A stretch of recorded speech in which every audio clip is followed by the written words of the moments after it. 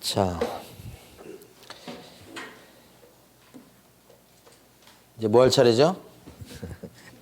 교재는 140페이지 가면 휴폐업이 나와요.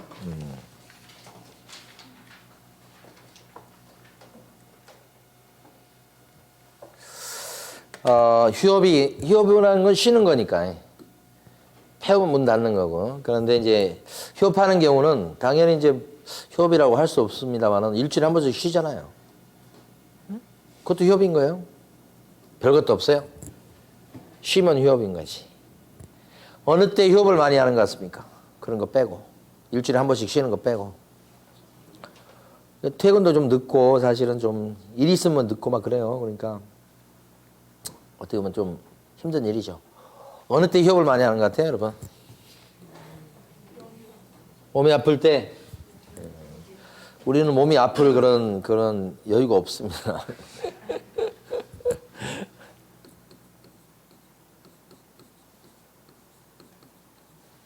단속반이 뜰 때 주로 휴업을 합니다. 단속반이 뜨면 문을 잠가놓고 집에 있든지 아니면 속에 있든지 이렇게 해서 하여간 문 잠가고 일 안 하잖아요. 그때가 제 대표적인 휴업 같아. 실무적으로 보면 그래요. 아니면 또 뭐 일주일 동안 뭐 동남아 여행 갔다 온다. 그것도 휴업이 될 수 있겠죠. 명절 때 좀 길게 쉰다. 그것도 휴업이 될 수 있지만 인상적인 휴업은 요때. 그때 왜 이거 문 닫아버리고 이렇게 안 나타나는 거예요? 털면 다 털려요. 그러니까 뭐 이상한 사람만 법에 걸리고 뭐 그렇게 생각하시면 안 돼. 어떤 사무실도 한번 털면 다 걸리게 돼 있어요. 어디가 걸려도. 그러니까 부딪히지 않는 게 최고의 방법이에요. 그래서 하는 거예요. 옛날에 처음 하신 분이 자기는 계약서 몇 건 쓰지도 못했어. 근데 단속반이 뜬 거예요. 그러니까 자기는 걸릴 게 없다고 해가지고 문을 열어놓고 일을 했잖아. 딴 데 다 문을 닫았는데. 그러니까 단속반이 나왔으면 성과를 올려야 되잖아. 그 문이 열려있는 데가 있으니까 어떻게 했어요? 갔지. 가가지고 탈. 그러니까 영업정지 받았어요, 영업정지. 그 왜 거기다가 갖다 들이대냐고. 쉬어야지, 좀, 그때는. 응? 그 다음에 폐업. 폐업은 왜 해? 이거. 폐업, 여기서 휴업보다는 폐업은 별 의미 없고, 폐업이 의미가 있네요, 폐업이. 폐업은 문 닫는 거잖아요. 여기 보면 지금 폐업 건수가 지금 2017년도부터 시작해가지고 줄었잖아요, 지금. 여기 2020년도까지 줄었어. 경기가 좋은 거야, 안 좋은 거예요? 경기가 좋으면 폐업 건수가 줄어요. 자, 지금은 이제 어떻게 볼까? 지금은 경기가 안 좋죠. 응? 그럼 폐업 건수는 어떻게 될 것 같아요? 폐업 건수는. 그렇지, 늘어가겠지. 안 봐도 비디오잖아요. 폐업 건수는 올라갈 거 아니에요? 그러니까 이건 뭐 자연스러운 흐름이에요. 그런데 이제 아까 말씀드렸듯이 폐업하지 않고 시장에 살아남는 사람이 결국은 성공하는 사람이 되는 거예요. 근데 그런 정도가 되려면 일을 하시는 게 이제 막 처음 경험 쌓고 이런 분들이 시장에서 살아남기는 쉽지가 않아요. 단골이 있어야 돼요, 단골이. 그러니까 거래가 안 되지만 어쩌다 한번 거래하는 사람도 나는 거기 부동산에 내놓고 싶다. 그런 단골. 그러면 사무실 돌아가요. 불경기도 돌아갈 수 있어요. 근데 그게 없으신 분들은 버티기가 힘들다고. 그래서 불경기다 그러면 폐업 건수가 막 올라가지. 근데 이건 반복돼요. 왜 그래요? 호경기, 불경기가 반복되니까 그런 거예요. 그렇죠? 그래서 타이밍상 호경기 때 사무실 오픈했다 그러면 좋은 흐름을 탄 거예요. 그때 타가지고 한 5년 가까이 영업을 해가지고 단골을 확보해가지고 딱 자리를 잡아버리면 다음에 불경기가 와도 버틸 수 있다 이렇게 된 거지. 근데 이제 예를 들어서 불경기다 그랬을 때 요때 이제 창업을 한다 역발상을 해갖고 그러면 그 목적을 달성하기가 심히 어려울 거예요. 그러니까 이게 대놓고 싸워야 될 때가 있고 맞서서는 안 될 부분도 있고 그런 거예요. 다만 불경기라고 그래가지고 창업을 안 하지만 그러면 경험을 안 쌓고 가만히 있어도 되느냐? 그건 아니에요. 그러니까 만약 이쪽 길로 간다고 생각하시면 창업을 안 하시더라도 경험을 많이 쌓는 게 필요해요. 그래 나중에 시장에 정착할 때 안정적으로 정착을 해가지고 꾸준한 수익을 올릴 수 있는 그런 사람이 될 수 있단 말이에요. 그러니까 나중에 잘 될 때 할 거야. 응? 그때 창업하는 건 내 말리지 않고 찬성하는데 그때까지 나는 일 안 하고 있다가 그때는 할 거야. 뭐 딴 일 할 게 있으면 모르겠어요. 그렇지 않으면 부동산 요 사무실 같은 데서 그때 그 경험도 나중에 가면 피가 되고 살이 되는 경험이 돼요. 한 달만 있어도 경험 쌓는 게 많아요. 보통 일반적으로 주택 그런 빌라 아파트 뭐 이런 거 하잖아요. 6개월 정도 이렇게 하시면 사장님 할 수 있어요. 근데 문제는 뭐냐면 이제 단골을 확보하는 시간이 필요해요. 절대적 시간이 필요해요. 단시간 내에 그렇게 되지 않아요. 그래서 업력이 여기 한 5년, 7년 됐을 때 그 사람이 이제 시장이 진짜 딱 정착했다고 보는 거예요. 1년, 2년 하다가 또 안 좋으니까 그냥 때려치고 이러면 정착했다고 보기 힘들어요. 자, 그 다음에요. 가볼게요. 내용은 간단해요.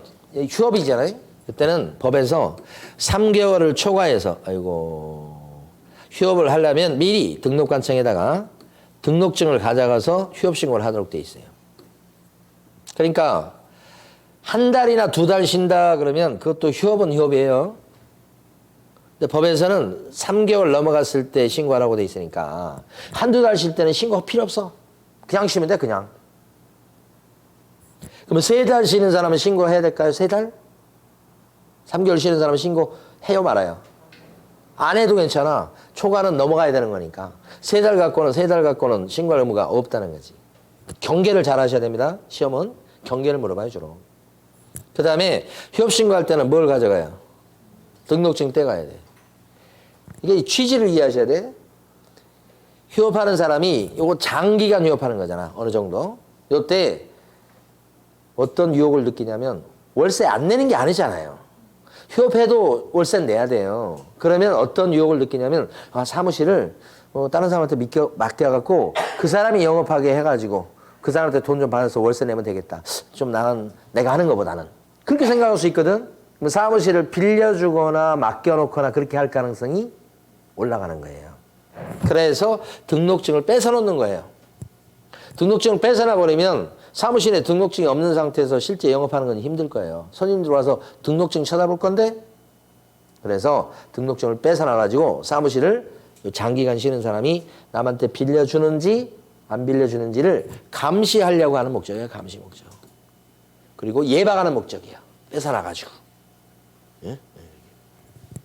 그래서 이때는 휴업 신고할 때는 구청에 가서 하는 것만 인정이 되고 이 인터넷을 통해서 못해요.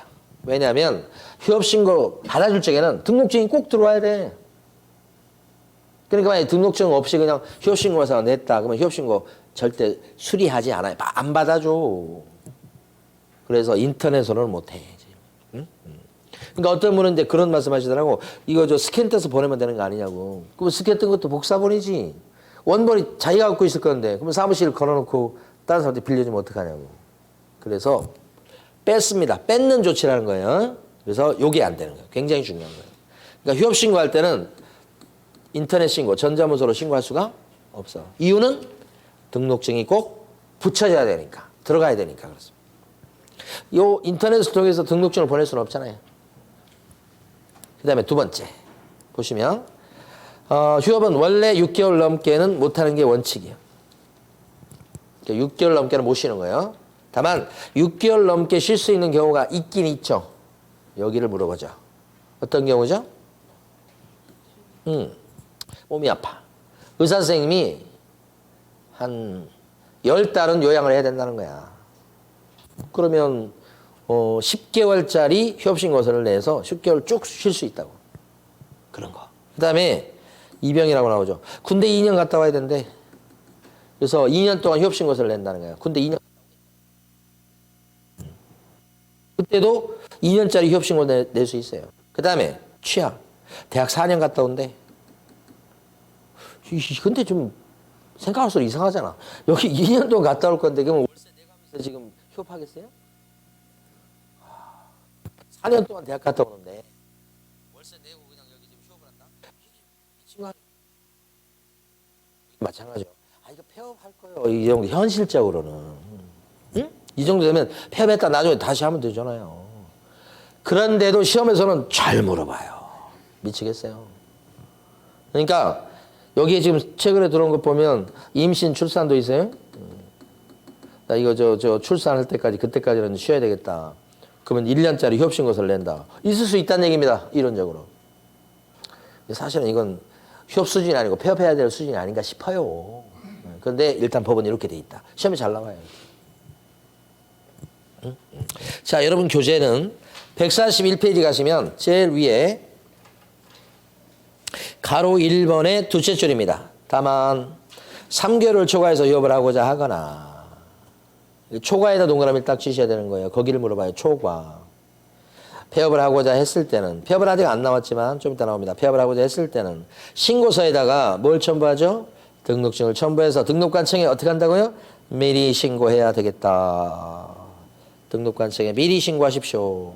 뭘 가져가요? 셋째 줄에 등록증. 이게 휴업신고예요. 그러다 보니까 거기 여섯째 줄에 보시면 전자문서에한 신고할 수가 없다. 등록증 붙이니까. 그러니까 아예 여섯째 줄에 나와 있는 전자문서라는 글자 위에다가 X를 쳐버리세요. 오다 가다 볼 때마다 전자문서로는 전저 휴업신고 못하는구나 이렇게 알 수 있게끔. 전자문서라는 글자 위에다가 X. 그죠? 이렇게 글자 위에다가 X를 쳐버리시라 이 말이지. 자, 그 다음에 동그라미 4번. 휴업은 원칙적으로 6개월을 초과할 수 없다. 다만 질병, 징집, 취학, 임신 또는 출산, 공모 등 부득이한 사유가 있는 경우에는 그러지 않다. 그러지 않다는 말을 법에서 되게만 있어요. 그러지 않다가 무슨 뜻이게요? 6개월을 초과해서 휴업할 수 있다. 이렇게 하는 거예요. 그러니까 법조문에서 그러지 않다. 그럼 우리가 막 해석을 해야 돼. 그냥 직접적으로 얘기하지 이렇게 돌려서 얘기하는지 모르겠어요. 편하려고 하는 거죠. 그러지 않다. 그러면 그냥 몇 글자 안 쓰니까. 자, 요게 있고. 그 다음에 뒤로 넘기십니다. 이거. 여기 보면 4개월 쉬겠다고 지금 예정을 하고 있어요. 4달 정도는 쉬어야 되겠다. 뭐 신고해야 돼요? 등록증 어떻게 하고요? 갖다 보관시키고.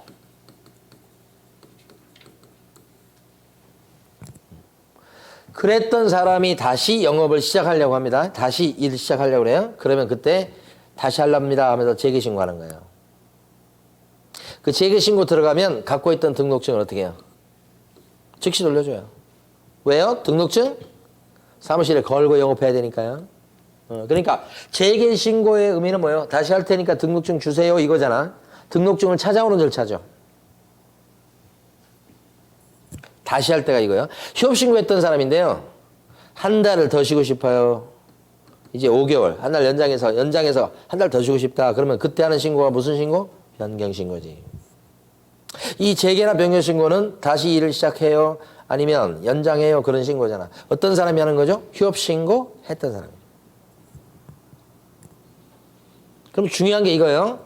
2달을 쉬는 경우는 휴업에 관해요. 2달. 휴업인데 신고할 의무가 있어요, 없어요?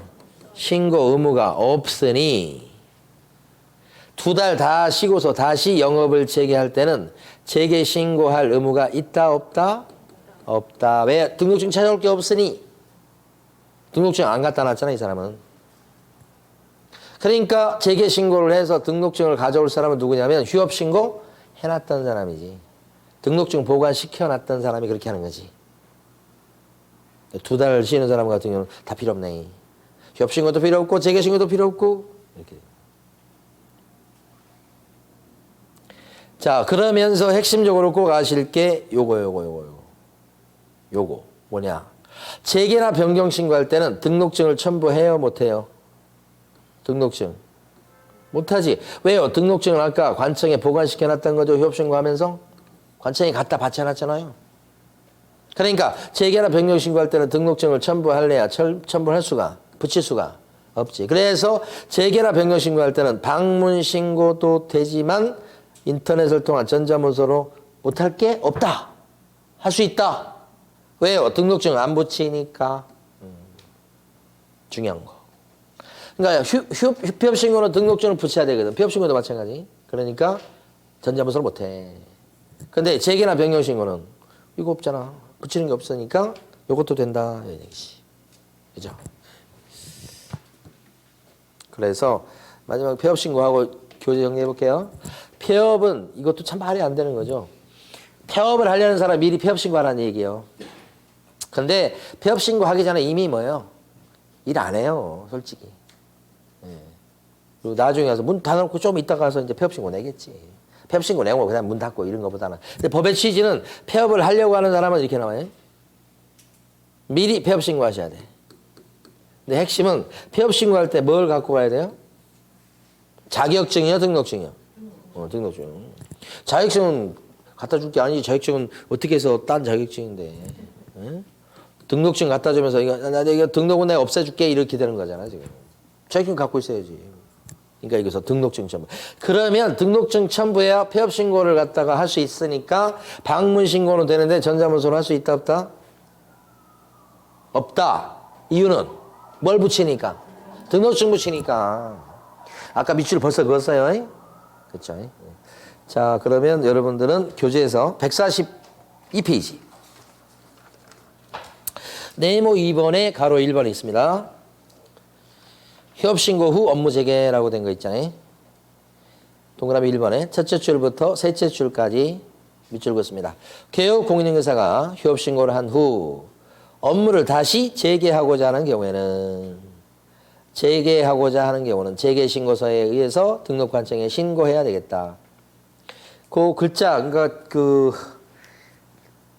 휴업신고 후 업무 재개라고 되어 있는 그 제목 옆에다가 요걸 써주세요. 뭐냐면 바로 이거. 등록증 X 요거.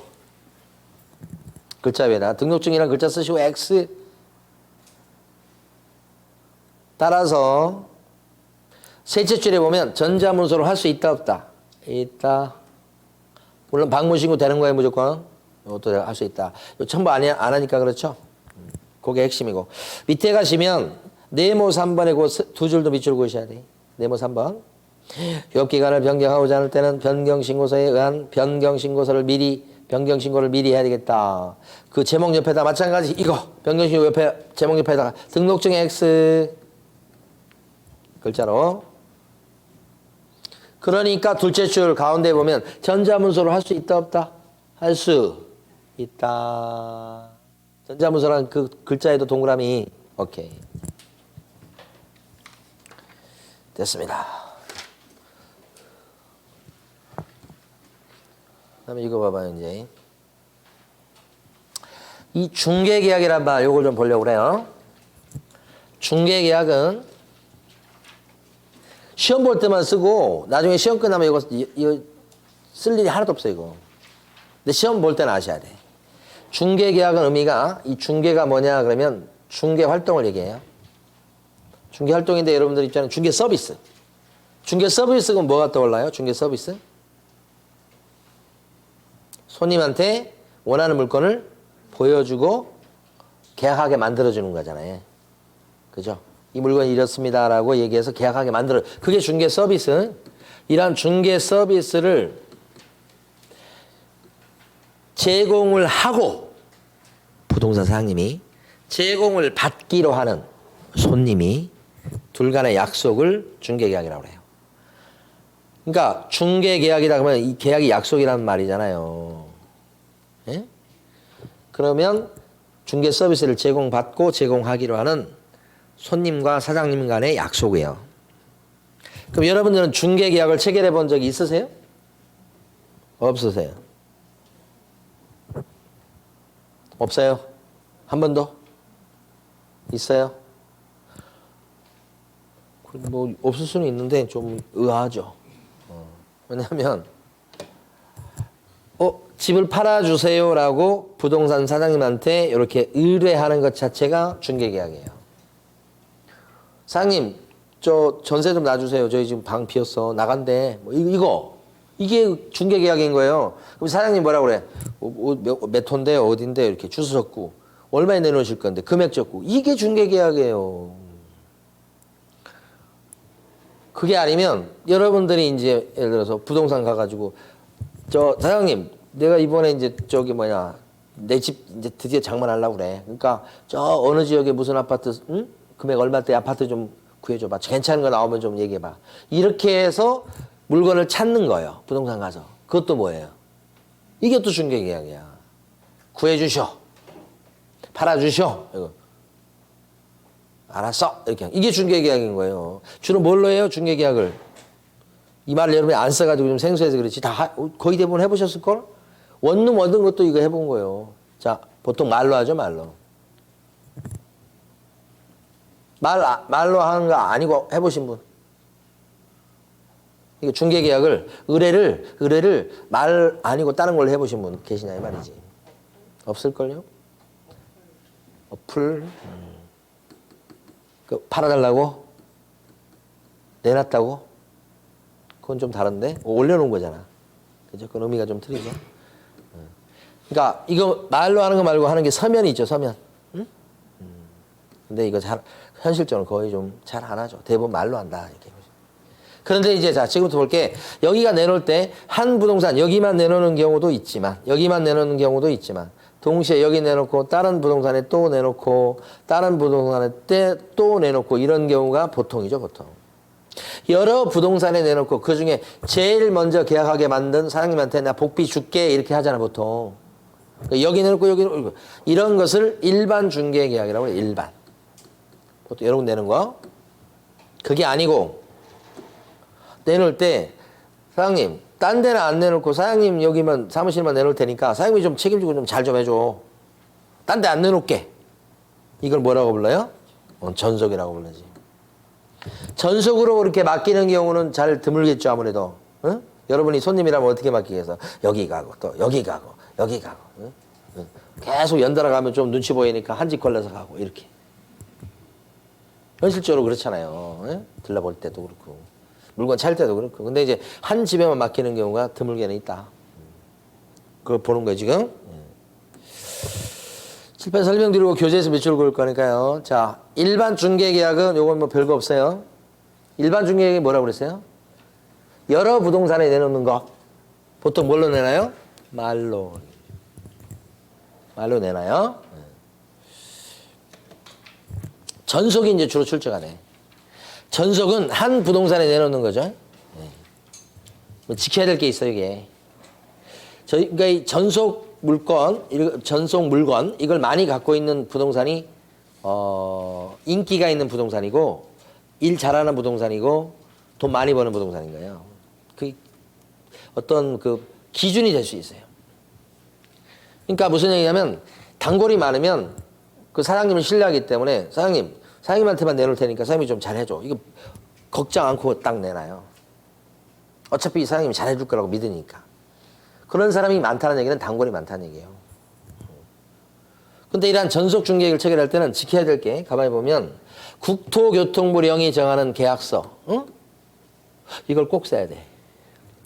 국토교통부령이 정하는 계약서를 쓴다는 얘기는 말로 하면 안 된다는 뜻이요. 아까 일반은 말로 할 수도 있었죠. 근데 이거는 말이 안 되고 요 국토부령이 정하는 계약서 이름이 전속중개계약서예요. 그 전속중개계약서를 작성해서 의뢰를 해야 되는 거예요. 꼭 이걸 써야 돼.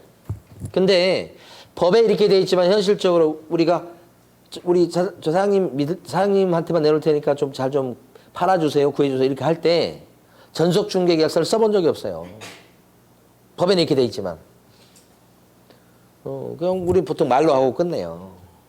그래서 만약에 전속중개계약서를 법대로 하면 써야 되는데 안 쓰면 어떻게 되느냐? 업무정지 사유예요. 이것 때문에 영업정지 받았다는 그런 얘기를 들어본 적도 없어요. 보통 말로 해요, 그것도. 법 위반인데, 솔직히. 응? 근데 그렇게 하거든요. 이 전속이냐 아니냐, 그게 뭐 어떤 증거가 있어요? 사장님 믿는다고 그랬지? 사장님 사무실만 내놓았다고 그랬지, 뭐, 딴 데 내놓는지, 저는 딴 데 내놓을 거라고 예상했다고 하면 되잖아. 그러니까 별 의미는 없어. 근데 시험에는 죽겠다니까 잘 낸다니까. 그러니까 관계도 없는 것들도 잘 내요, 시험에서는. 그 다음에 보존해야 돼, 이거. 이 계약서. 몇 년간? 3년. 이거 잘 내지, 이것도. 3년간 보존해야 돼. 분쟁을 막으려고 하는 거예요. 근데 보존 안 하면 어떻게 돼? 또 영업정지요. 별거 없어요. 자, 여러분 교재에서 한번 밑줄 그어볼게요. 쭉 넘어가셔서. 어디 가시냐면 155페이지 가십니다. 155페이지 제일 위에 제목 보시면 막 기출문제 표시가 잔뜩 돼 있죠. 근데 155페이지 제일 아래쪽에 내려와 보세요. 2번에 가로 1번. 2번에 가로 1번. 동그라미 1번. 거기 이제 밑줄을 긋습니다. 하나, 둘, 셋, 넷, 다섯 줄을 밑줄 긋습니다. 전부 다. 전속중개계약은 국토교통부령으로 정하는 전속중개계약서에 의하여야 하므로 개업공인인사는 전속중개계약을 체결하고자 했을 때는 국토교통부령이 정하는 전속중개계약서를 꼭 써야 되고 이를 국토교통부령으로 정하는 기간 3년 동안을 보존해야 됩니다. 지금 방금 전에 설명드린 내용이죠. 그런데 옆에다가 요걸 좀 쓰셔야 돼. 위반했을 때는 어떤 제재를 받죠? 업무정지 옆에다가 바로 옆에다가 오케이. 위반했을 때는 업무정지사입니다. 이렇게. 근데 그러나저나 제일 중요한 건 이겁니다. 지금부터 나온 거. 정보 공개 의무가 시험에서 제일 잘 나오는 거예요. 전속이 한 문제가 출제돼요. 근데 의무 위주로 출제돼요. 핵심은 이거예요. 정보 공개 의무. 그러면 다음 페이지 넘기시면 나오겠죠. 그 내용이. 다음 페이지 보면 동그라미 2번에 기억번. 하나, 둘, 셋, 네 줄. 기억번에 있는 네 줄을 싹 밑줄 긋습니다. 자, 말씀드려볼게요. 전속 중개 계약을 체결했다 그러면 널리 정보를 퍼뜨릴 의무가 있습니다. 왜냐면 전속은 저 혼자만 맡아 갖고 있어. 그러면 제가 그 정보를 독점해서 가만히 갖고 있어 버리면 계약이 더 안 돼. 그러니까 저한테 책임지고 하라고 맡겨놓은 건데 저는 어떻게 해야 되냐면 제가 책임지고 널리 퍼뜨려야 돼. 그래야 계약이 빨리 돼. 그래서 전속 중개 계약의 전속의 가장 중요한 의무는 정보 퍼뜨릴 의무야. 이때 정보는 언제까지 퍼뜨려야 되느냐? 거기 보면 7일 나옵니까? 7일 내 뭐 하라고? 정보를 퍼뜨리라고. 공개하라고. 7일. 우리 사람들이 7일이라는 숫자 되게 좋아하죠. 예? 우리 사람이 좋아하는 숫자. 어떤 숫자 좋아하는 것 같아? 1 숫자 좋아해요? 1? 1도 괜찮게 꽤 좋아하죠. 2는 잘 안 나오는 것 같아. 이제 3은요? 꽤 있어. 4는요? 죽을 사자야 이건. 5는 꽤 나와요. 6은 잘 못 보죠. 7은 많아요. 7. 8은 사람이 홀수를 좋아하네. 8은 잘 못 봐요. 8. 9. 그것도 잘 못 봐. 이렇게. 이거 왜 말씀드리냐면 시험에는 숫자 되게 많이 나와요. 많이 나오는데 이 숫자 중에서 보면 1, 3, 5, 7 이 숫자가 되게 많이 나온다고. 아까 전속 중개계약서 보존 기간 몇 년이었어요? 3년이죠. 며칠 내 정보를 공개하시라. 7일 이렇게 나와요. 그래서 이런 숫자들이 많이 나온다고 시험에서. 응? 숫자를 많이 물어보니까. 근데 만약에 7일 내 정보를 퍼뜨려야 되는데 공개 안 하면 어떻게 되느냐. 공개 안 하면 이때는 등록 취소 사유가 돼요. 아까 위에는 이건 등록 취소 아니었고 업무정지였잖아요. 근데 이건 더 중요한 의무죠. 그래서 등록 취소까지 될 수 있어요. 그 다음에 거기 보면 공개할 때는 정보망에 올리거나 또는 뭐예요? 일간신문에 광고에서 올리는 거란 말이에요. 거래정보망 좀 이따 봐요. 이거. 망에 올리거나 또는 뭐예요? 일간신문이다. 근데 요새 뭐 누가 신문 봐요? 신문이 없어진 지 오래된 것 같아. 옛날에 지하철 보면 막 그저 무료로 배포하는 신문이 있었죠. 다 막 그런 것 보고 신문 보고 막 접어서 보고 막 그랬는데 지금은 이 손 안에 다 있잖아요. 참 많이 바뀐 것 같아요. 세월이. 요 거래 정보망은 인터넷망이에요. 거기다 물건 올리고 뭐 이렇게 얘기하는데 거기에 올리거나 아니면 일간신문에 광고에서 올리는데 그때 올릴 내용이 법에 따르면 총 7가지는 올려주라고 돼 있어. 일종의 광고죠. 올려주라고 돼 있다고. 좀 이따 보고. 자, 그런데 정보망에 올려놓게 되면 이제 다른 쪽에서 이 정보망을 보면 다른 쪽에서 이제 부동산들이 보고서 우리 손님이 있는데 해서 막 붙이거든요. 그래서 계약이 되는 것이거든. 그러니까 이 정보 퍼뜨리게 되면 성사 가능성이 높아지고 빨리 상대방을 구해줄 가능성이 높아지지. 자, 그런데 전속으로 맡으면 정보를 오픈해야 되는데 오픈하면 안 되는 예외적인 경우가 있어. 어떤 경우가 있을까요?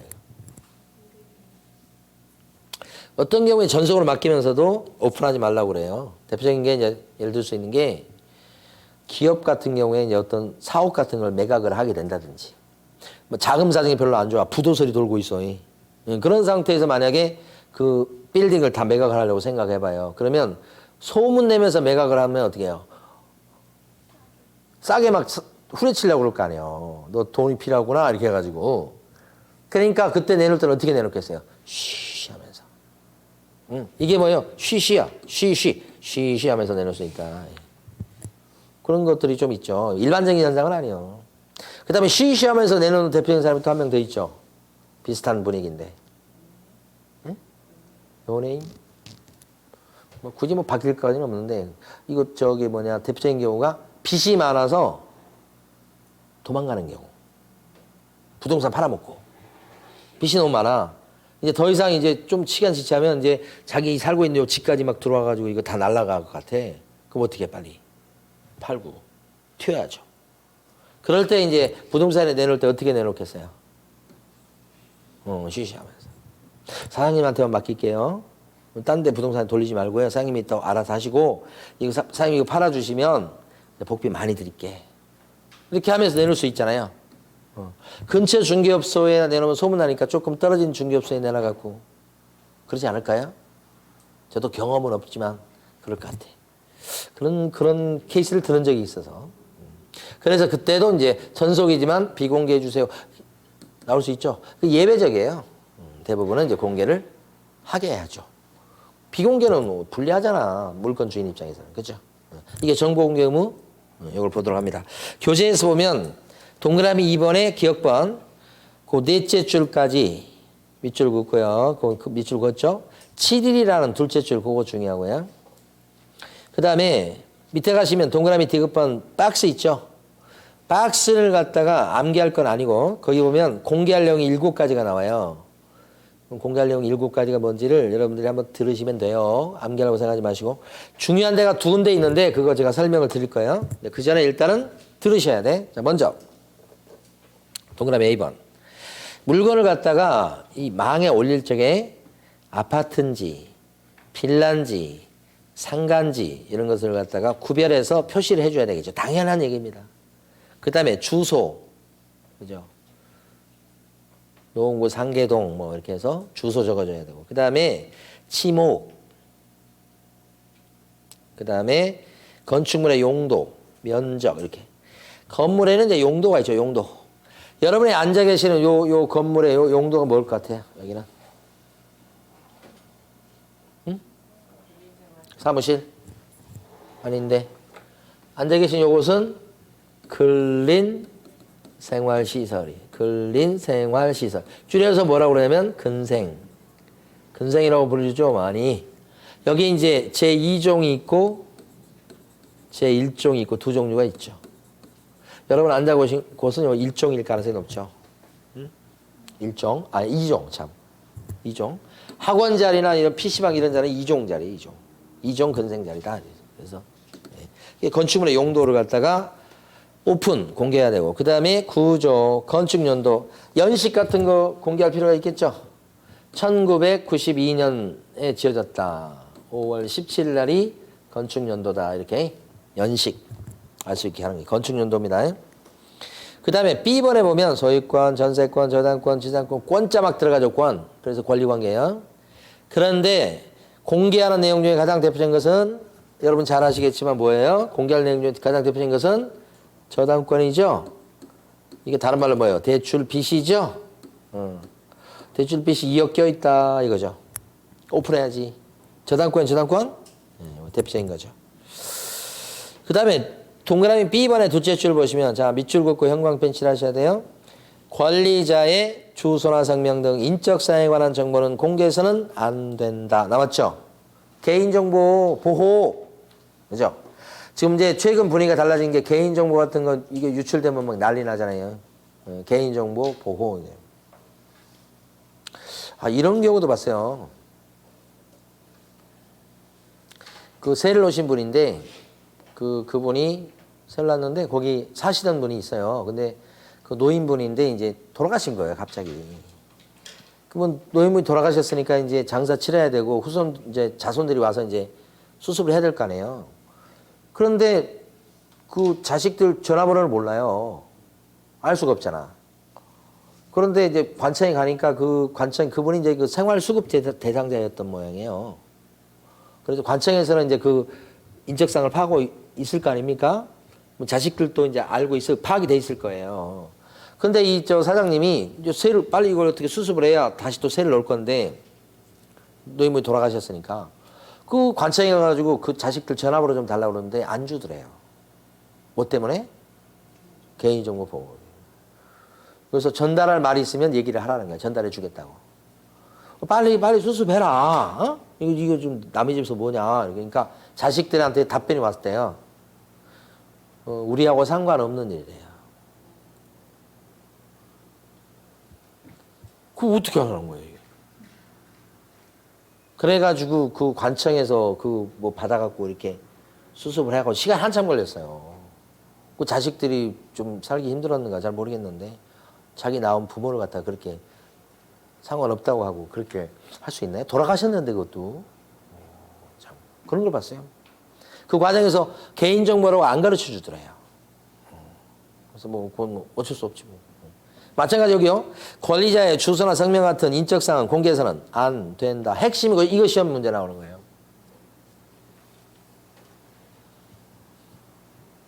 이게 이제 이런 이유는 가보면 개인정보 보호인데 그거 보호하는 이유는 뭐냐? 이게 범죄 이용될 가능성도 있고요. 이 범죄까지는 아니어도 사생활 침해 우려도 있고요. 더 나가서 경우에 따라서는 매물을 빼올 수 있는 여지도 있는 거예요. 인식사항이 공개되면. 그래서 그런 것들을 여러 차원에서 이걸 못하게 막고 있다는 거 중요합니다. 시험에서 이건. 그 다음에 C번에 보면 공법상 이용 제한 및 거래 규제에 관한 사항 이렇게 돼 있죠. 공법상 규제라고 돼 있는데 여러분 공법 시간에서 배운 내용 중에 공법 시간 있죠. 제일 많이 들어본 말이 뭐예요? 공법상. 공법 시간에 배운 내용 중에 제일 많이 들어본 용어나 단어나 뭐 이런 거. 뭐라도 좋아요. 예? 농림지역? 아, 용도지역. 그렇죠. 용도 지역이라고 하죠. 근데 이제 실무에서는 그것도 용도라고 되게 많이 얘기합니다. 땅도. 용도 지역 같은 걸 얘기합니다. 이걸 많이 들어보죠. 그 용도 지역을 정해놓으면 용도 지역에 따라서 이제 어떤 효과가 있을 거 아니에요. 이거 건폐율, 용적률 이게 달라지잖아요. 그렇죠. 그런 거예요. 그러니까 그러기 때문에 이 공법상 이것도 이 건폐율, 용적률을 다 규제하는 거잖아요. 규제. 공법은 한마디로 규제예요. 규제. 이거 다 규제에 위한 도구죠. 도구. 그러니까 거기 보시면 그거는 예를 들어서 이게 오피스텔인데 오피스텔은 보통 준주거지역에 있는 경우가 많거든요. 오피스텔이다 그러면서 준주거지역이고요. 용도지역은 이렇게 공개하는 거지. 오피스텔 준주거지역 이렇게 보통 공개할 때 그게 동그라미 C번이에요. 그 다음에 D번에 보면 수돗물 잘 나오는지 뭐 이런 거 뭐 여러 가지가 있는데 눈에 띄는 건 승강기야. 승강기가 왔다 갔다 잘 하는지 승강기가 있는지 없는지부터 시작해서 보통 빌라는 승강기가 잘 없죠. 근데 이제 최근에 지금 빌라 중에는 승강기 있는 경우도 있더라고. 그러니까 승강기 있다 없다 이런 것들 다 공개할 내용이 되는 거지. 그 다음에 동그라미 2번에 보면 벽면 도배 상태 이렇게 돼 있죠. 벽에 균열이 있다. 그러면 그것도 공개할 내용이에요. 균열, 누수 이런 거. 보통 공개할 때 뭐 또 있냐면 도배 새로 했다 이런 것들을 공개하단 말이에요. 그게 도배예요. 2번이죠. 자, 그 다음에 이거 일일이 암기하시는 거 아니에요. 그냥 상식이에요. 많이 들으시면 돼. 나올 때마다. 그 다음에 F번에 보면 도로 및 대중교통수단과의 연계성이라고 돼 있죠. 요건 지금 보면 노원역으로부터 2분 거리 뭐 이렇게 되게 가깝죠. 실단지는 얼마 될까요? 노원역으로부터 옆에 있는 아파트 단지 되게 가깝잖아요. 그게 이런 거예요, 이거. 그러니까 거기 보면 도로 및 대중교통수단과의 연계성인데 주로 이제 지하철역에서 몇 분 거리다 그런 얘기를 많이 쓰죠. 그 다음에 시장, 학교 등과의 근접성. 주변에 무슨 시장이 있다. 시장이라고 표현되어 있습니다. 롯데백화점도 될 수 있어요. 롯데백화점이 주변에 있다 이런 거예요. 그 다음에 이제 지형 등 입시 조건 이런 것들도 공개할 내용에 들어가고 밑에 보면 일조량, 소음, 진동 등 환경 조건도 공개할 내용에 들어간다. 그다음에 뭐 그렇게 뭐 큰 의미는 없네요, 이것도. 그 다음에 G번 중요합니다. 공개할 내용 중에는 거래 예정 금액이라고 있죠. 거래 뭐라고 그랬어요, 지금? 예정 금액. 중요합니다, 이건. 만약에 여러분들이 이제 집을 팔라고 내놨어요. 그랬더니 여러분 팔 적에 16억을 받겠다고 16억에 의뢰를 해서 내놨어. 그게 예정 금액이에요. 그러면 16억이 내놨지만 나중에 도장 찍을 때는 계약서에 16억이 적힌다는 보장이 없죠. 도장 찍을 때는 가격 조정이 일어나니까 결국 5천만 원 정도 깎아서 10억 5천에 도장 찍었다. 도장 찍어. 요걸 거래 금액이라고 해요. 도장 찍은 금액, 합의된 금액을 거래 금액. 그 전에 시장에 나왔을 때 금액을 뭐라고 불러요? 예정 금액. 그러면 공개할 내용은 지금 계약이 된 게 아니잖아요. 공개할 그 금액은 거래 금액이에요? 예정 금액이에요? 예정 금액이지. 이건 나올 수가 없지. 그래서 16억에 지금 나온 매물이에요. 이렇게 하는 거지. 응? 그래서 지금 시세보다 한 2억 정도는 싸게 나왔습니다. 이거 하면서 얘기하는 거 그게 그대로 공개할 내용에 들어가는 거지. 그러면 얼마에 올려져 있다 이런 얘기를 한단 말이에요. 얼마에 나왔다, 얼마에 올려져 있다. 응? 보통 망에다 올리니까. 그게 바로 거기 나와 있는 예정 금액. 그 다음에 공시지가 있죠. 공시지가. 이건 개별 공시지가를 얘기해요. 개별 공시지가. 그래서 공시가가 예를 들어서 780만 원입니다. 제곱미터당 가격을 얘기합니다. 공시가는. 평당으로 치면 얼마 정도 되겠어요? 3, 8은 24, 한 2,500? 평당 2,500? 되지 않을까요? 요게 공시지가 이거. 이걸 공개해야 되는데 공개할 때 이렇게 공개하죠. 그런데 거기 보시면 그 뒤에가 시험에 잘 나오는 부분. 다만 그러니까 공시지가부터 형광펜에 밑줄 그으셔야 돼요. 다만 임대차의 경우는 공시지가를 공개하지 아니할 수도 있다. 거기. 이 매매 같은 경우는 공시지가하고 어떻게 해요? 상관성이 있겠죠. 아니 공시가가 높으면 매매가도 높고 공시가 낮으면 매매가도 낮고 그런 상관성이 있겠죠. 그런데 공시지가하고 임대차 보증금이 반드시 상관성이 있다고 볼 수는 없어요. 임대차는 월세 그죠? 그러니까 임대차라고 한다면 이 공시가를 공개해요 말아요? 해도 되고 안 해도 되고 그런 뜻이 너무 중요하죠. 그럼 시험에 이제 어떻게 나오는지 여러분 한번 맞춰보세요. 전속 중개 계약을 체결한 경우에 임대차에 대해서 전속 중개 계약을 체결한 개업공인회사는 이 공시가를 갖다가 공개해서는 안 된다 이렇게 나오는 거예요. O예요, X예요? X. 왜요? 공개해도 되잖아. 그렇죠? 자, 임대차에 대해서 전속 중개 계약을 체결한 개업공인회사는 공시지가를 갖다가 임대차예요. 공시가를 갖다가 공개해야 한다. 반드시. 그것도 X죠. 왜요? 공개 안 해도 되니까. 그걸 어떻게 표현하고 있어요? 공개하지 아니할 수도 있다. 이렇게 표현하고 있죠. 말장난 해가지고 시험 문제 출제해요. 딱 지금 두 군데 밑줄 그었죠? 그것 갖고 출제해요. 다른 데는 들러리 중에 상들러리요. 다른 건 안 나와. 나와도 뭐예요? 그냥 답하고 거리가 먼 것들이요. 시험 문제는 나오기는. 그래서 두 가지를 잘 알아두시고. 그러면 여기 보시면 이제 다음으로 넘어가 볼게요. 전속으로 계약을 하면 이게 어떤 장점이 있는가를 보는 거예요. 자, 여기가 지금 전속으로 맡깁니다. 사장님만 믿을게 이렇게 된 거예요, 지금. 딴 데 안 내놓을게 이렇게 하면서 맡긴 거예요. 그런데 이렇게 맡겨놓고서는 A가 배신을 합니다. 못 믿어봤어요. 그래서 다른 부동산에 또 내놨고 다른 부동산은 그 살 사람을 바로 구해준 거예요. 그래서 철커덕 계약이 된 거예요. 바로 얼마 안 있어가지고. 이렇게 됐을 때 B는 A한테 보수 달라고 복비 달라고 할 수가 없어요. 왜 그래요? 전속으로 맡겼습니다만은 B가 해준 게 있다 없다. 이 계약권에 대해서 해준 게 하나도 없어. 근데 뭘 봐도 복비 받을 게 없는 거지. 그렇지만 약속을 뭐로 했어요? 지금 전속으로 했어요. 그래서 사장님만 믿을게요 하면서 내놨는데 배신을 때렸네. 배신자네. 위약금 물어라고 할 수가 있다.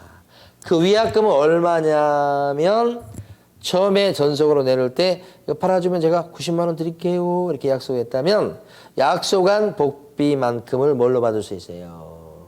그대로 위약금을 받을 수 있으니까.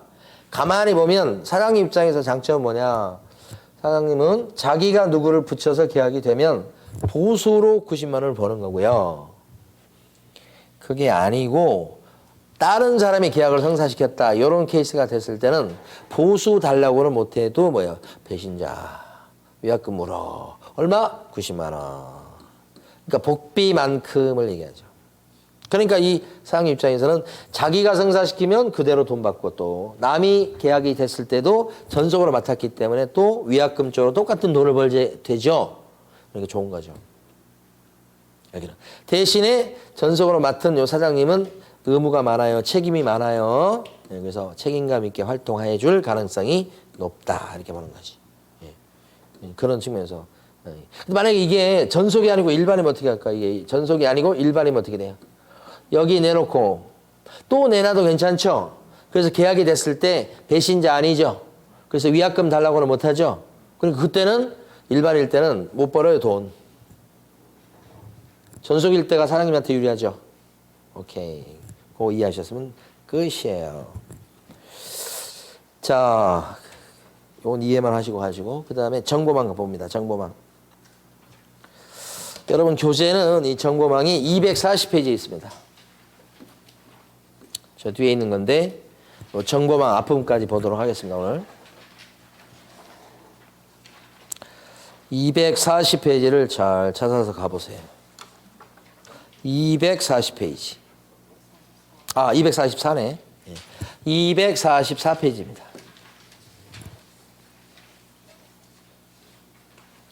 요 정보망이 방금 전에 전속 중개 계약할 때 나왔었죠. 방금 전에 있었잖아요. 인터넷망 이렇게 생각하시면 돼요. 요거 설명드리고 정보망 되려면 어떤 요건 갖춰야 되느냐 거기까지 설명드리면 수업 끝나요. 자, 보세요. 이게 어떻게 활용되는지를 보세요. 여기가 지금 팔려고 하는 사람이에요. 손님. 그러니까 부동산에 와가지고 팔아주시오 그러거든. 이렇게. 근데 여기 지금 살 사람이 손님이 대기하고 있으면 바로 붙이면 돼요. 손님 대기하는 손님이 없어. 마땅한 손님이 없는 상태라고. 그러면 요 팔아달라는 부탁을 받은 을은 자기가 회원으로 되어 있는 사이트에 올라갑니다. 이 정보망 사이트예요. 사이트에 올라가서 저 정 물건을 여기다 올려놔요. 이렇게. 그러면 어디선가는 찾는 손님이 반드시 나올 수밖에 없어요. 그래서 요 사장님한테 와가지고 얘기하죠. 사장님, 저 노원구 상계동에 10억짜리 아파트 32평짜리 구해주세요. 이렇게 하면 우리 사장님은 이 사람이 원하는 물건이 자기 가게에 이미 매물로 나온 게 있으면 바로 붙이지. 그게 좋지. 그죠? 바로 붙인다고. 근데 그런 게 없어. 그만한 물건이 없으면 어떻게? 자기가 회원으로 되어 있는 사이트에 올라가서 이제 찾아보지. 여기저기 찾아봐. 찾아봤더니 이 사람이 원하는 매물이 있더라. 이렇게 된 거예요. 그러면 이걸 찾은 사장님은 이제 좀 들뜨겠죠. 근데 찾았으니까 계약이 될 가능성이 높잖아. 그럼 자기 손님한테 어떻게 해요? 물건을 얘기해 주지. 어디에 있는 건데 지금 거기서 자철도 가깝고 뭐 백화점도 가까이 있고 뭐 학교도 인근에 있어 좋다고 막 하면서 물건도 싸게 나왔다 하면서 막 이렇게 소개하면 이쪽에서 어떻게 이제 마음이 움직일 수 있잖아요. 그러면 이제 물건 보자고 하겠지. 그 정도가 되면 요 사장님은 검색해서 찾은 사장님은 물건 올린 쪽 사장님한테 연락을 해요. 임자가 나타났다고 하는 게 임자가 나타났다고 해요. 그럼 여기는 이제 연락을 받고서 자신의 의뢰인한테 또 얘기해서 물건 볼 사람이 생겼는데 언제 가서 이제 물건 볼까요? 구경을 좀 해야 되는데 그렇게 하면 이쪽에서 이제 적당한 시간에 맞는 시간에 이제 구경할 수 있도록 하겠죠. 그래서 이제 구경을 갑니다. 따라갑니다. 봤어요. 봤는데 마음에 들어 하는 것 같아. 욕심이 나. 그러면 이제 바로 도장 찍는 게 아니잖아요. 어떻게? 중요한 게 금액이잖아요. 금액. 그래서 금액 조정이 이루어져야 돼. 금액 조정. 그 다음에 금액은 맞춰줬다고 해도 또 이삿날이 맞아야 되거든. 그죠? 이삿날 조정하죠. 요 두 개가 딱 조정이 돼서 이게 맞아 떨어지면, 잘 맞추면, 이제 계약서에다 도장을 쾅 짓지. 그러면 이제 이 건에 대해서 중간에 활동을 한 부동산 사장님이 2명이잖아요, 2명. 혼자 한 게 아니죠. 둘이 했죠. 이 둘은 사실 얼굴도 모르는 사람 사이일 수 있어요. 근데 어디에서 만났죠, 지금? 망에서 만나지, 망에서 만났지. 그래서 여기를 통해서 찾아갖고 이제 둘이 같이 협동하는 거야, 이제. 응? 그러니까 어제도 우리 제가 이제 물건을 찾다 보니까 부산에 있는 우리 아는 누구 소개받아서 아는 중개사님하고 연락을 했는데 그 전화 왔더라고. 찾는 물건이 뭐냐고. 그럼 제가 그 부동산 부산에 있는 중개사 사장님한테 제가 이런 물건 찾는다고 얘기하니까 찾아보겠다 이렇게 하는 거잖아요, 지금. 이것도 이제 중간에 낀 부동산이 2군데가 되는 거잖아요, 이렇게. 근데 정보망을 이용했다 그러면 이건 혼자 하는 게 아니에요. 절대 이건 보면 사장님이 2명 끼는 거예요. 이거. 여기는 올리고 여기는 검색하고 이렇게. 그러니까 이 정보망이라는 이 공간을 활용하게 되면 자기 가게에 있는 물건은 몇 개 안 되지만은 정보망까지 합치면 물건을 많이 확보하고 있는 결과가 돼서 손님이 원하는 물건을 빨리빨리 구해주고 손님이 원하는 물건을 빨리빨리 팔아줄 수 있는 기회의 장이 될 수 있다는 거지. 그래서 지금은 이렇게 이걸 공동중개라고 그래요. 공동중개가 되는 케이스가 되게 많고요. 그 부동산 혼자서 양쪽한테 다 중개보수를 받으면서 이렇게 하는 경우는 굉장히 드물다고. 이 경우는 이제 중개보수는 여기는 이쪽이 받고 여기는 이쪽이 받을 거 아니에요. 응? 만약에 제가 계약이 되면 저는 제 손님한테 받고 부산에 있는 중개업소는 자기 손님한테 받을 거 아니에요. 이게 공동중개예요, 공동중개. 그게 일반적이에요. 근데 사실은 좀 실력 있고 그다음에 능력 있고 그다음에 시장에 제대로 정착하신 분은 공동중개 말고 이렇게 혼자서 양쪽한테 복비를 받는 그런 전속 물건을 많이 갖고 있는 사장님들이 성공하는 사장님들이에요. 전속 물건을 갖고 있다가 뭐 어떻게 돼요? 양쪽한테 복비를 받을 가능성이 굉장히 높아지는 거예요. 전속으로 매물을 받았죠, 제가? 그러면 저기 가게온 손님한테 이걸 올리질 않아, 솔직히. 괜찮으면 안 올리고 가만히 갖고 있다가 손님 왔을 때 손님한테 보여주면 손님이 거의 도장 찍을 가능성이 높은 물건이다. 좋은 물건이거든. 그러면 갖고 있지 올리질 않지. 근데 그게 그 정도가 아니고 그러면 그냥 올려놔요. 이렇게 올려놓고 괜찮은 물건은 우리 사무실만 딱 갖고 있는 거지. 그러면 그랬다가 계약이 되면 어떻게 해? 계약 성사될 가능성이 굉장히 높고 그러면 복비를 양쪽에 받잖아. 근데 그런 경우는 좀 그렇게 많지 흔한 게 아니고 이렇게 공동중개가 많다고. 정보망은 그런 거예요.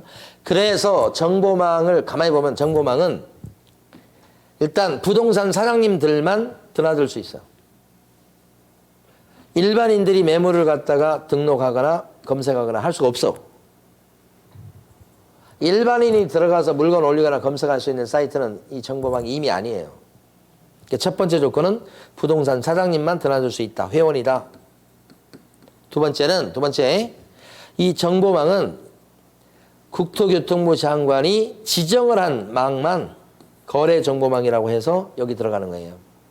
그러니까 두 번째 뭐가 필요해요? 지정. 누가? 국토교통부 장관이.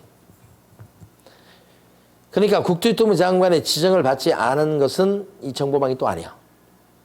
지역에 가면 여기는 어떤 그 망을 많이 쓰는지 모르겠습니다만 지역에 있는 중개업소 사장님들이 많이 쓰는 인터넷망이 있어. 저희 같은 경우는 스파이더인데 이런 스파이더 이것도 망이에요, 망. 그런데 이 스파이더, 툴에 이런 게 망인데 이런 건 지정을 받은 바가 없어요. 저 정보망에 안 들어가. 그러면 지정을 받은 이 정보망에 들어가는 게 뭐냐? 대표적인 게 협회가 운영하는 한방이라는 사이트가 있어. 한방 이렇게. 이게 여러 의미가 있겠죠. 한방 이렇게 방자 들어간 거 봤을 때 여러분 뭐 다방, 직방 그런 거 들어보셨죠? 거기 한 달에 걸친 거예요, 사실은. 한방, 요것도 다방, 직방, 요 유명한 거기에 한 달에 걸친 거고.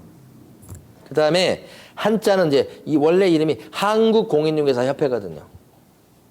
한국공인중개사 협회. 그런 한자의 의미도 있고. 또 다른 의미는 제 생각에 이건 부동산 한 방이다. 뭐 이런 의미 있잖아.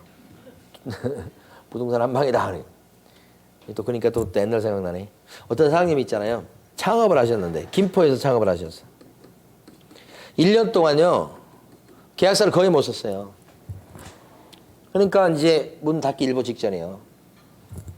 그런데 첫 번째 계약을 안 해 좀 큰 계약을 한 게 어떻게 됐냐면 사무실에 있는데 사장님이 이제 언제 폐업하나 이러고 있는데 갑이라는 사람이 들어와가지고 이 공장을 가리키면서 공장 있죠, 공장. 저 공장을 내가 얼마에 사고 싶다는 거야. 이 사람이.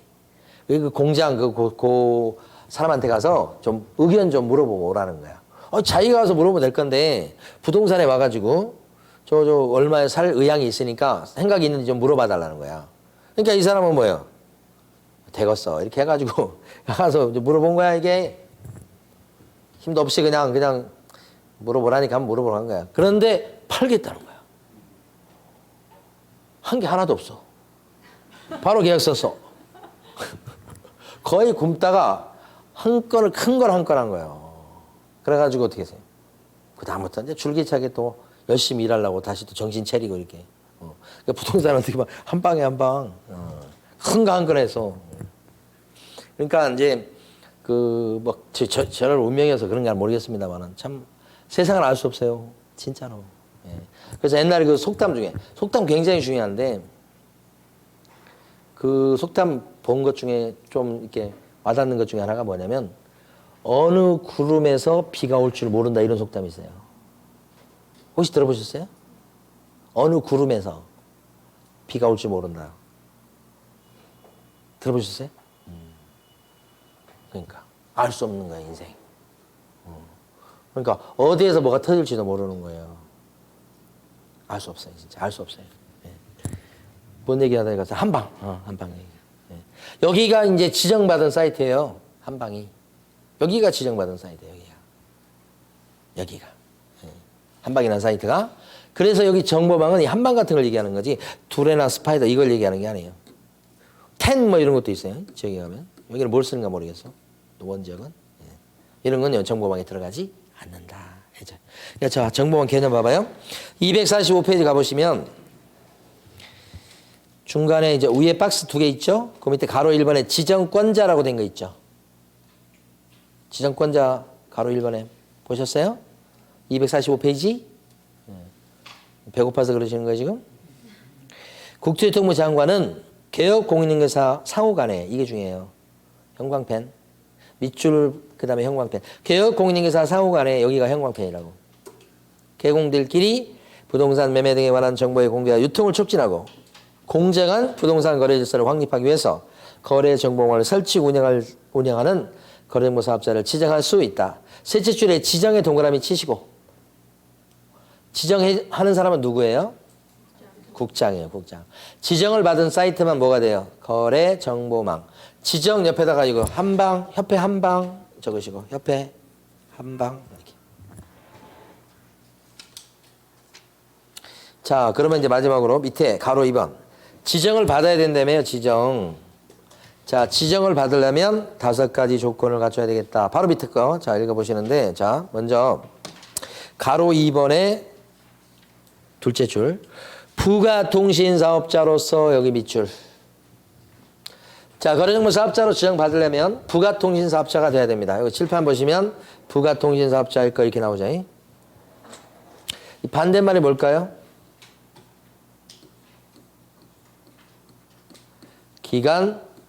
기간통신사업자. 기간통신사업자 그러면 KT. 한국통신 KT. 그러니까 인터넷망을 김대중 정권 때 막 깔았어요. 그때 한국통신 KT에서 돈 엄청 들여서 깐 거예요. 그게 기간통신망이에요. 기간통신사업자예요. 그걸 이용해서 인터넷 사업 하신 분들이 이제 사용료를 내면서 그걸 이용해서 사업을 하시는 거예요. 그런 사람을 뭐라고 불러요? 부가통신사업자 하죠. 부가통신사업자 대부분일걸요. 부가통신사업자 정도에 따라서. 그래서 인터넷망을 이용하는 사업 하시는 분은 다 여기 들어가요. 게임 업체들 부가통신사업자예요. 인터넷망을 통해서 하니까. 근데 게임 업체가 자기가 인터넷망을 깔아서 자기가 그런 사업을 한다. 그거 망해요. 그런 망을 깔는 순간에 엄청난 돈이 들어가니까 망하지. 일단 국가에서 깔아놓으면 그걸 이용료 내고 이용하는 거지. 고속도로하고 똑같은 거예요. 우리가 고속도로를 깔고 명절 때 시골 내려가는 거예요? 우리는 그냥 통행료만 내고 내려가는 거예요. 그건 누가 그 고속도로를 깔아놔? 국가가, 정부가. 그럼 거기 이 역할을 하는 거예요. 그러니까 지정받으려면 일단 부가통신사업자에 들어가야 돼요. 자, 그 다음에 다음 페이지. 동그라미 1번. 다수의 회원이 가입을 하고 있어야 돼, 정보망에. 그 보면 동그라미 1번에 보면 정보망의 가입자가, 이거 아니군요. 지금 동그라미 1번 다시 볼게요. 동그라미 1번은 정보망의 가입자가 이용하는 데 지장이 없는 정도로서의 국토교통부 장관이 정하는 용량이나 성능을 갖춘 컴퓨터 설비를 확보할 거. 이게 무슨 얘기냐면 컴퓨터 설비 좋은 걸 확보해야 돼. 컴퓨터 설비가 좋아야 회원들이 접속해서 이용할 때 다운되지 않고 속도가 빨라서 제때제때 이용할 수 있다는 뜻이에요. 그래서 컴퓨터가 좋은 컴퓨터를 확보시켜놔야 돼. 그때 컴퓨터의 용량이나 성능은 누가 정해요? 용량이나 성능이 좋아야 될 건데. 국토교통부 장관이 정한다고 돼 있죠? 국장이 정하는 서버 용량이 됐을 때 지정을 받을 수 있다 이 말이에요. 컴퓨터가 좋아야 돼. 그래 속도가 빠르죠. 그런 얘기고. 동그라미 2번. 정보 처리 기사 몇 명 이상요? 1명 이상 확보해야 된다. 이게 부가통신 사업에 들어가니까 기사 자격증인 사람이 필요해요. 우리 수강생분들 중에서 보면 가끔씩 뭡니까? 정보 처리 기사 자격증 갖고 있으신 분들 계시더라고요. 근데 1명 이상. 요건 직원분들 중에서 기사 자격증 갖고 있으신 분들이 최소한 1명 이상 있어야 된다는 뜻입니다. 직원들 중에서. 그게 동그라미 2번. 그 다음에 동그라미 3번은 중개사 자격증 소유자가 1명 이상 또 필요합니다. 이것도 직원 중에. 정보망 사업체에 일하는 직원 중에요. 왜냐하면 이게 부가통신 사업인데 부동산과 관련된 부가통신 사업이죠. 부동산 관련. 그래서 중개사 자격증 소유자가 필요하다는 거예요. 몇 명 이상? 1명 이상.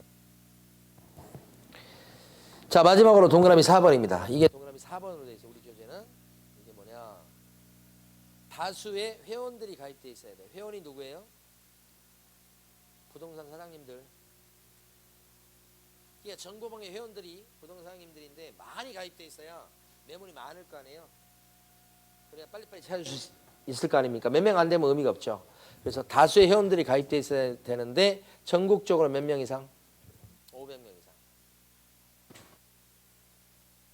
그 다음에 2군데 이상의 시도에 골고루 퍼져 있어야 돼요. 자, 우리나라의 시도가 몇 군데 있어요? 우리나라의 시도. 서울특별시, 제주특별자치도, 세종특별자치시, 전라남도, 대구광역시 이렇게 해서 시도가 몇 개냐고요? 몇 개? 몇 개쯤 있는 것 같아요? 알아야 될 이유는 없지만 그래도 이건 17개인데 전국체전을 많이 안 보시는구나. 전국체전하면 그냥 이렇게 들고 들어오잖아요. 시도별로. 그건 또 해외 동포가 있어서 더 많겠구나. 우리나라는 17개예요. 시도가. 제일 마지막에 생긴 게 세종특별자치시 이렇게. 강원도도 뭐 바뀔 모양이던데 보니까 특별자치도인가 뭐 이렇게 바뀌는 것 같은데 강원도도 모르겠어요. 바뀌었는지 어쩔 거냐 아이가. 근데 그건 바뀌는 거니까 그건 생기는 게 아니고 어쨌든 이렇게 17군데 그 중에 최소한 몇 군데 이상의 시도에 가입돼 있어야 돼요? 2군데. 2군데 이상의 시도에 가입이 돼 있어야 돼. 2군데 이상의 시도. 이게 뭐 골고루인지는 모르겠어요. 근데 우리나라는 사실은 좀 불균형이죠. 수도권이 절반이잖아요, 인구가. 서울, 경기, 인천 합쳐서 절반이잖아요, 인구가. 뭐 그래서 그런가 2군데 이상으로 이렇게 돼 있어요. 17군데 중에서.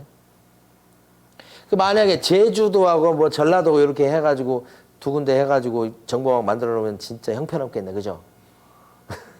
제주도하고 우리 중개업소 사장님들도 한 절반 이상이 수도권에 있어요. 비리하지 그대로. 근데 제주도하고 여기 이 말 뜻은 제주도하고 전라도만 돼도 된다는 거 아니에요 지금? 500명 이상 해가지고 그럼 뭐 좀 형편없네. 근데 이제 그 지역으로 이제 이용하는 게 많아서 현실적으로 우리 지금 보고 있는 정보망을 활용하는 경우 있잖아. 한방 활용하는 경우 잘 없어요.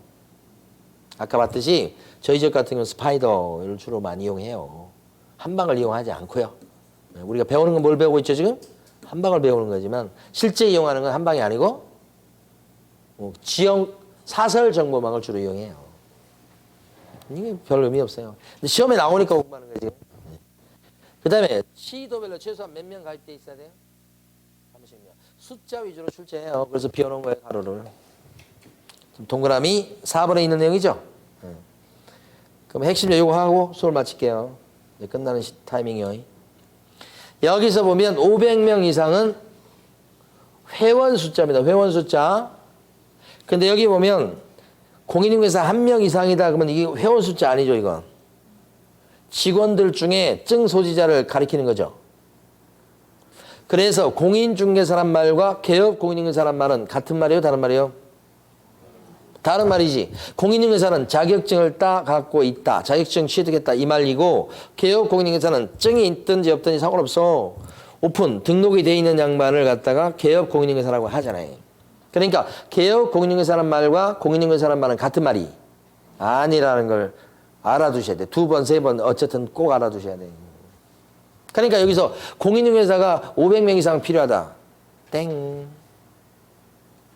여기서 개업 공인중개사가 1명 이상 있어야 된다. 땡. 1명 이상은 뭐예요?